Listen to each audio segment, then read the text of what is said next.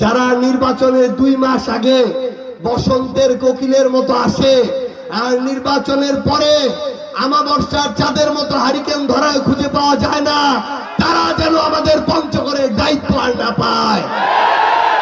তাদের নেতা কর্মীদেরকে জিজ্ঞাসা করেন, আপনারা যখন বাড়িতে ঘুমাইতে পারেন নাই, আপনারা যখন কোর্টে চক্কর কেটেছেন, আপনারা যখন পরিবার থেকে বিচ্ছিন্ন ছিলেন, তখন যেই নেতাদেরকে আপনি হাজার ফোন দিয়েও পান নাই, যেই নেতারা আপনার দুঃখে কষ্টে কোনোদিন আসে নাই, যেই নেতাদেরকে এই বাংলাদেশে খুঁজে পাওয়া যায় নাই, তারা কিভাবে যোগ্য নেতা হইতে পারে?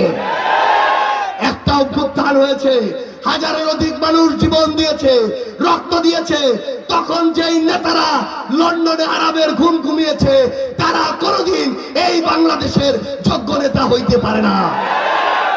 আমরা স্পষ্ট করে বলি, আমরা বলা শুরু করলে আপনারা আর বলার মতো কিছু পাবেন না।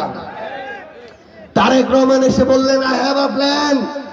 আমরা খুশি হইলাম, আপনার হয়তো অনেক বড় প্ল্যান আছে, কিন্তু প্ল্যান যে এত বড় এটা তো আমরা বুঝি নাই। আমরা ভেবেছিলাম আপনি লন্ডনে আছেন, অনলাইনে কথা বলেন, অত কিছু কন্ট্রোল করতে পারেন না, এই জন্য হয়তো বা আপনার অনুপস্থিতিতে আপনার চাঁদাবাজ যুবদল বিএনপির নেতা কর্মীরা পুরান ঢাকার মিটফোর্ড হাসপাতালের সামনে একজন ব্যবসায়ীকে চাঁদা না পেয়ে দিনে দুপুরে প্রকাশ্যে পাথর দিয়ে পিষে হত্যা করেছে।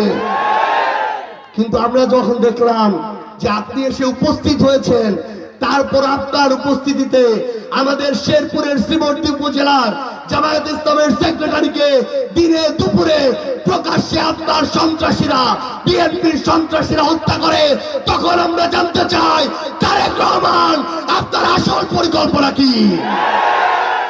আমরা জানতে চাই, বাংলাদেশে আসলেন নতুন করে রাজনীতি করবেন, আমরা তো চাই আপনারা রাজনীতি করেন, আমাদের অনেক আশা।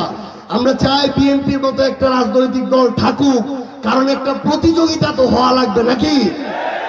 কিন্তু আমরা যখন দেখলাম আপনি মনোনয়ন দেওয়ার সময় 15 জন ঋণ খেলাপিকে মনোনয়ন দিয়েছেন, যারা এমপি হওয়ার আগে, ক্ষমতায় আসার আগে ব্যাংকে থাকা জনগণের 6,000 কোটি টাকা লুটপাট করেছে।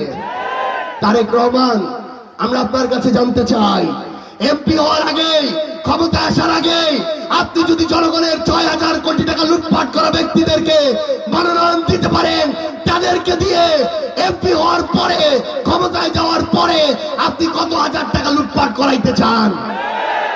আমরা আপনার পরিকল্পনাটা জানতে চাই। আমরা স্পষ্ট করে একটা কথা বলি, এটা অভ্যুত্থান পরবর্তী বাংলাদেশ, এটা অভ্যুত্থান পরবর্তী প্রজন্ম। এই প্রজন্ম নতুন করে এই বাংলাদেশে কাউকে আর স্বৈরাচার হইতে দিবে না। এই প্রজন্ম নতুন করে এই বাংলাদেশে কাউকে আর লুটপাট করতে দিবে না। কাউকে ছেড়ে কথা বলা হবে না। তারেক রহমান থেকে শুরু করে যে কেউ হইতে পারে, যে এই বাংলাদেশে মানুষের স্বাধীনতা, সার্বভৌমত্ব, সম্মান আর অধিকার নিয়ে ছিনিমিনি খেলবে, তাকে বিচারের কাঠগড়ায় দাঁড়াইতে হবে ইনশাআল্লাহ।